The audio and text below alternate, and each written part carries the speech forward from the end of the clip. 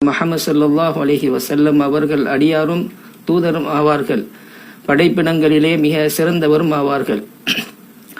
அவர்கள் மீதும் அவர்களது குடும்பத்தார்கள், தோழர்கள், அவர்களை பின்பற்றுவோர் மீதும் இந்த சிறந்த அருளும் முழுமையான சாந்தியும் உண்டாகட்டுமாக. அதன் பின்னராக, மனிதர்களே, அல்லாஹ்வுக்கு அஞ்சுவதை உங்களுக்கு நான் உபதேசிக்கிறேன். அதில் தான் ஒரு அடியானின் மறுமை வெற்றி உள்ளது. அல்லாஹ் தன் திருமறையில் ஹஜ் எனும் அத்தியாயத்தில் ஆரம்பத்தில் கூறுகிறான், மனிதர்களே, நீங்கள் உங்களுடைய இறைவனை பயந்து கொள்ளுங்கள். நிச்சயமாக கியாமத் நாளாகிய அவ்வேளையின் அதிர்ச்சி மகத்தான பெரும் நிகழ்ச்சியாகும். அந்த நாளில் பாலூட்டி கொண்டிருக்கும் ஒவ்வொரு தாயும் தன் பாலூட்டும் குழந்தையை மறந்து விடுவதையும் காண்பீர்கள். ஒவ்வொரு கார்ப்பிணியும் தன் சுமையை ஈர்ந்து விடுவதையும், மேலும் மனிதர்களை மதிமயங்கியவர்களாகவும் காண்பீர்கள். எனினும் அது மதுவினால் ஏற்பட்ட மயக்கமல்ல. அல்லாஹ்வின் வேதனை மிக கடுமையானதாகும். அல்லாஹ்வுக்கு அஞ்சுவதில் நற்செயல்களை செய்யுங்கள். பாவங்களையும் தீமைகளையும் தவிர்ப்பதையும் கொண்டு மறுமை நாளுக்காக தயாராக உள்ளது. உயர்வானவன் அல்லாஹ் கூறுகிறான், அது நிச்சயமாக அல்லாஹ் அவனே உண்மையானவன். நிச்சயமாக அவனே மரித்தோரை உயிர்ப்பிக்கிறான். இன்னும் நிச்சயமாக அவன்தான் எல்லா பொருட்கள் மீதும் பேராற்றல் உள்ளவன். கியாம நாள் நிச்சயமாக வரும், இதில் சந்தேகமே இல்லை. கபர்களில் இருப்போரை நிச்சயமாக அல்லாஹ் உயிர் கொடுத்து எழுப்புவான். மறுமை நாளுக்காக தயாராகுவதில் மிக மகத்தானது அல்லாஹுவை மட்டுமே வணங்குவதும் அவனை தவிர உள்ளவரிடத்தில் பிரார்த்திப்பதை கைவிடுவதையும் தௌஹீதாகும். இன்னும் எவ்வாறு அல்லாஹ் அல்லாதவர்களை அவன் அழைக்கிறான். தனக்கு தீங்கிழைக்க முடியாத, இன்னும் தனக்கு நன்மை செய்ய முடியாத ஒன்றையே அவன் அழைக்கிறான். இதுதான் பெரிய வழிகேடாகும். எவனது தீமை அவனது நன்மையை விட மிக நெருங்கி இருக்கிறதோ அவனையே அவன் பிரார்த்திக்கிறான். திடமாக பாதுகாவலனும் கெட்ட அவனை அண்டி நிற்பவனும் கெட்ட தோழனே. இன்னும் எவன் அல்லாஹ்வுக்கு இணை வைக்கிறானோ அவன் வானத்திலிருந்து விழுந்தவனை பறவைகள் வாரி எடுத்து சென்றது போலும், அல்லது பெருங்காற்றடித்து அவனை வெகு தொலைவில் ஓர் இடத்திற்கு அடித்து சென்றது போலும் ஆகிவிடுவான். இன்னும் ஈமான் உடையவர்களின் அடையாளமே தௌஹீதாகும். ஆகவே உங்கள் நாயன் ஓரே நாயன், எனவே அவனுக்கே நீங்கள் முற்றிலும் வழிபடுங்கள். நபியே, உள்ளச்சம் உடையவர்களுக்கு நீர் நன்மாராயம் கூறுவீராக. அவர்கள் எத்தகையோர் என்றால், அல்லாஹ்வின் நினைவு கூற பெற்றால் அவர்களுடைய இதயங்கள் அச்சத்தால் நடுங்கும். அன்றியும் தங்களுக்கு ஏற்படும் துன்பங்களை பொறுமையுடன் சகித்துக் கொள்வோராகவும் தொழுகையை சரிவர கடைபிடிப்போராகவும் நாம் அவர்களுக்கு அளித்தவற்றிலிருந்து செலவு செய்வோராக இருப்பார்கள். இவையே இஸ்லாத்தின் தூண்களாகும். அதாவது தௌஹீத் ஓரிரை கொள்கை, அல்லாஹ் அல்லாது வேறு கடவுள்கள் இல்லை என்றும், முஹம்மது ஸல்லல்லாஹு அலைஹி வஸல்லம் அவர்கள் அல்லாஹ்வின் தூதர் என்றும் சாட்சியம் சொல்வதும், தொழுகையை நிலைநிறுத்துதல், ஜக்காத் வழங்குதல், ரமதான் மாதம் நோன்பு நோற்றல் மற்றும் வசதி உள்ளவர்கள் அல்லாஹ்வின் புனித இல்லத்திற்கு ஹஜ் செய்தல் ஆகியவை ஆகும்.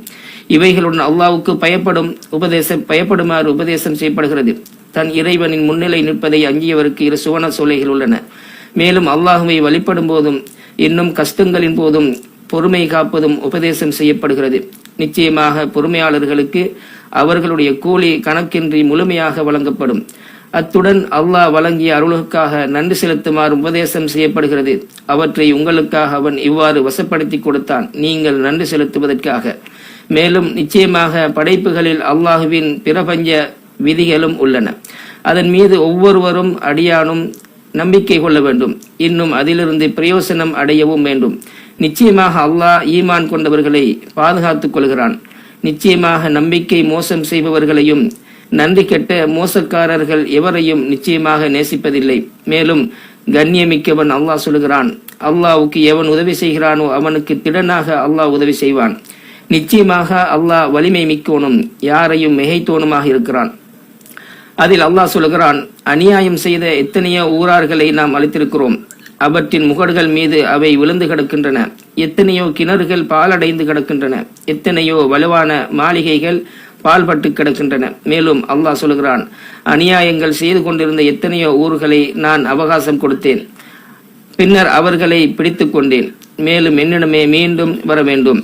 அத்துடன் அல்லாஹ் தன்னுடைய தோழரான இப்ராஹிம் நபியின் ஹஜ்ஜிக்காக அழைப்பு விடுக்குமாறு கட்டளை விடுகிறான். அல்லாஹ் சொல்கிறான், ஹஜ்ஜை பற்றி மக்களுக்கு அறிவிப்பீராக. அவர்கள் நடந்து வருவார்கள். வெகு தொலைவில் இருந்து மெலிந்த ஒட்டகங்கள் மீதும் ஒவ்வொரு முடுக்குகளில் இருந்தும் வருவார்கள். தங்களுக்குரிய பலன்களை அடைவதற்காகவும் அறியப்பட்ட சில நாட்களில் அல்லாஹ்வின் பெயர் ஞாபகப்படுத்துவார்கள். அவர்கள் அல்லாஹ்வுக்கு அளித்துள்ள பிராணிகளில் இருந்து பிறருக்கும் உண்ண கொடுப்பார்கள்.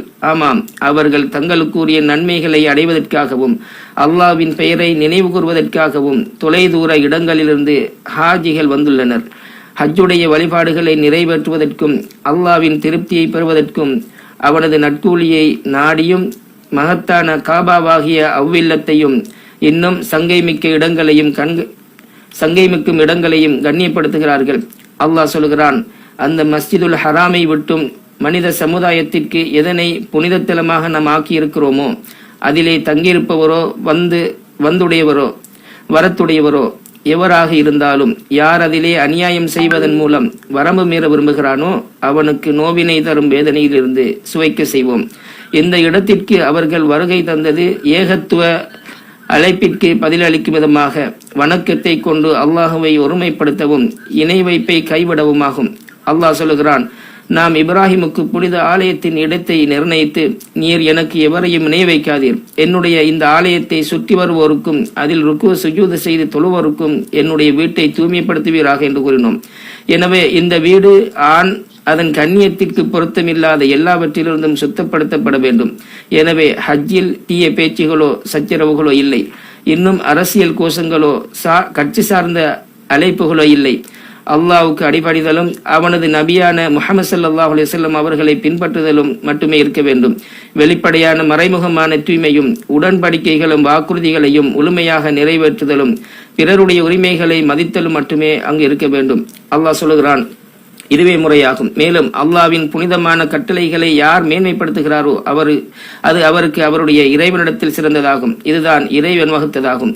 எவர் அல்லாஹ்வின் சின்னங்களை மேன்மைப்படுத்துகிறாரோ நிச்சயமாக அது உள்ளச்சத்தால் ஏற்பட்டதாகும். இந்த ஹஜ்ஜிலே ஒற்றுமையும் பரஸ்பரம் அறிமுகமாகிக் கொள்ளுதலும் ஒருவருக்கொருவர் ஒத்துழைப்பதும் மற்றும் இஸ்லாமியர்களிடத்தில் பரஸ்பர பொறுப்புணர்வும் வெளிப்படுகிறது.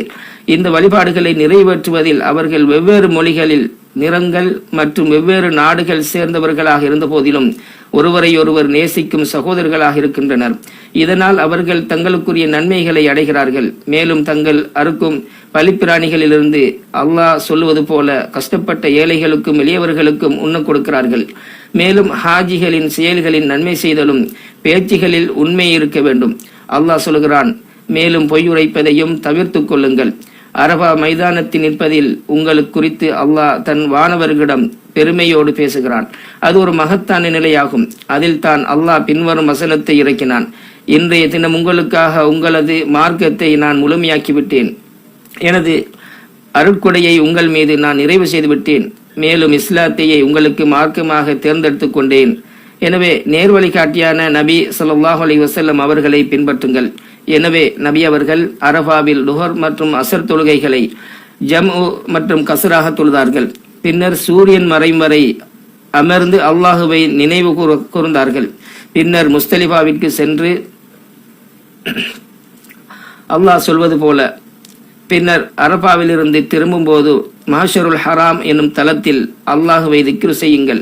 உங்களுக்கு அவன் நேர்வழி காட்டியது போல அவனை நீங்கள் திக்ரு செய்யுங்கள். நிச்சயமாக நீங்கள் இதற்கு முன் வழி தவறியவர்களில் இருந்தீர்கள்.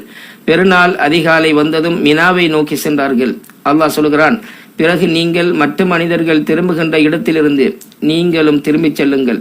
அல்லாஹுவிடம் மன்னிப்பு கேளுங்கள். நிச்சயமாக அல்லாஹ் மிக்க மன்னிப்பவன், மிக்க கருணையாளன். எனவே மினாவை அடைந்ததும் ஜம்ரத்துல் அக்கபா மீது கல்லெறிந்தார்கள். தங்களது பலிப்பிராணியை அறுத்தார்கள். தலையை மலித்து கொண்டார்கள். இன்னும் தலைமுடியை கத்தரிப்பதற்கும் அனுமதி அளித்தார்கள். பின்னர் புனித இல்லத்தை தவாப் செய்தார்கள்.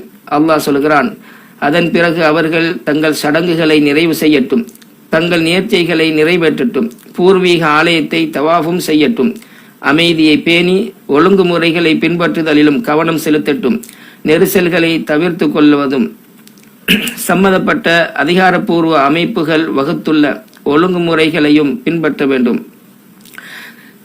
தஃவீஜ் ஒழுங்குமுறைகளையும் நடமாட்டத்திற்கான வழிகாட்டுதல்களையும் கண்டிப்பாக பின்பற்ற வேண்டும். பொது நலனை பாதுகாக்கவும், ஆபத்து மற்றும் குழப்பங்கள் ஏற்படுதலை தடுக்கவும், ஹாஜிகளின் உயிரை பாதுகாக்கவும், வழிபாடுகளை எளிதாக நிறைவேற்றுவதற்காகவும் ஒழுங்குமுறைகளை பின்பற்ற வேண்டும். மினாவில் அல்லாஹ்வை அதிகமாக நினைவு கூறுவது விரும்பத்தக்கதாகும். அல்லாஹ் சொல்கிறான், நீங்கள் உங்கள் ஹஜ் வழிபாடுகளை முடித்துக் கொண்டால் உங்கள் தந்தைமார்களை நீங்கள் நினைவு கூறுவதைப் போல அல்லது அதைவிட அதிகமாக அல்லாஹ்வை நினைவு கூறுங்கள். ஐயாமு தஷ்ரீக் நாட்களில் ஒவ்வொரு நாளும் தலா 7 சிறுநாட்களை கொண்டு ஹாஜிகள் 3 ஜம்ராக்களிலும் கல்லெறிவார். இதில் சிறந்த வழிமுறை 13ஆம் நாள் வரை மினாவில் தங்கியிருப்பதாகும். எனினும் 12ஆம் நாள் அன்றை புறப்பட்டு செல்லவும் முடியும். அல்லாஹ் சொல்கிறான், குறிப்பிட்ட சில நாட்களில் அல்லாஹ்வை நினைவு கூறுங்கள். எவர் 2 நாட்களில் அவசரமாக புறப்பட்டு விடுகிறாரோ அவர் மீது குற்றமில்லை. எவர் தங்கி விடுகிறாரோ அவர் மீதும் குற்றமில்லை. இது இரையாச்சமுடையவருக்காகும். நீங்கள் அல்லாஹ்வுக்கு அஞ்சிக் கொள்ளுங்கள். நிச்சயமாக நீங்கள் அவரிடமே ஒன்று சேர்க்கப்படுவீர்கள் என்பதை அறிந்து கொள்ளுங்கள். ஹாஜி தங்களது பயணத்திற்கு முன்னதாக விடைபெறும் தவாபை செய்ய வேண்டும். அல்லாஹ் சொல்கிறான், அவன் உங்களை தேர்ந்தெடுத்துக் கொண்டான். மார்க்கத்தில் அவன் உங்களுக்கு எந்த சிரமத்தையும் ஏற்படுத்தவில்லை. இது உங்கள் தந்தை இப்ராஹிமுடைய மார்க்கமாகும். அவனை இதற்கு முன்னர் இந்த குர்ஆனிலும் உங்களுக்கு முஸ்லிம்கள் என பெயரிட்டான். இத்தூதர் உங்கள் மீது சாட்சியமாக இருப்பதற்காகவும் நீங்கள் மனிதர்கள் மீது சாட்சியாக இருப்பதற்காகவும் ஆகும். எனவே தொழுகை நிலைநிறுத்துங்கள், ஜக்காத்தை கொடுத்து வாருங்கள், அல்லாஹுவை வலுவாக பற்றி கொள்ளுங்கள். அவனே உங்கள் பாதுகாவலன், அவன் மிக்க சிறந்த பாதுகாவலன். அல்லாஹுவை வலுவாக பற்றிக் கொள்வது என்பது தன் இறைவனிடம் ஒரு அடியான் குறிப்பாக இந்த ஹஜ்ஜின் புனித தலங்களில் பிரார்த்தனையை அதிகப்படுத்துவதாகும்.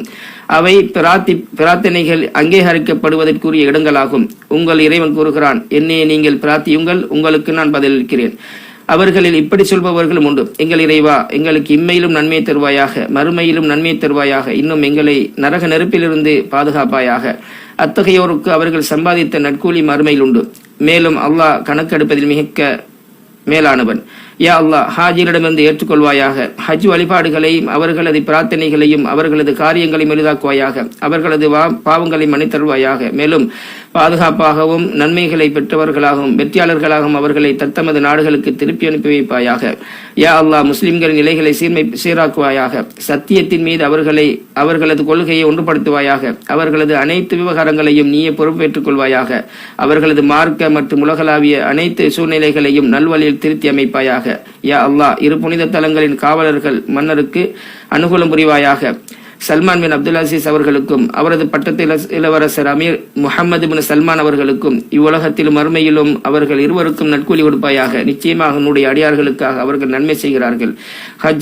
ஹாஜிகள் ஹஜ் கடமைகளை நிறைவேற்றுவதற்கு எளிதுபடுத்துகிறார்கள். இது சங்கை மிகு பள்ளிகளின் சேவையிலும் அவை இரண்டையும் நாடி வருபவர்களுக்கும் அவர்கள் தாராளமாக செலவழிக்கிறார்கள். யா அல்லாஹ், முஹம்மது ஸல்லல்லாஹு அலைஹி வஸல்லம் அவர்கள் மீது ஸலவாத்து சொல்வாயாக.